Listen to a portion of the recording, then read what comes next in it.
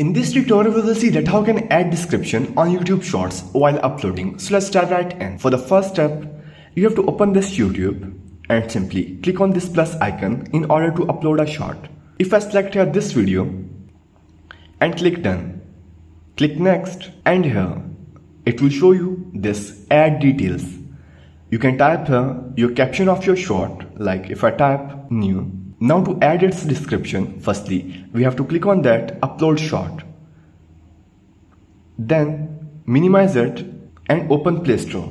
After opening it, you can search for YouTube Studio. Here it is, open it. After downloading, you can open this one. It will show here dashboard like this. At the bottom side, it will show here these sum of options. You can simply open this content where you will be on this videos. You have to open this shorts. Here it is. Now to add description, click on these three dots and click edit, where it will show you this add description. Open it, and here you can write your description. After writing it, you can simply save it. So that's how you can add description on YouTube Shorts while uploading in just few easy steps.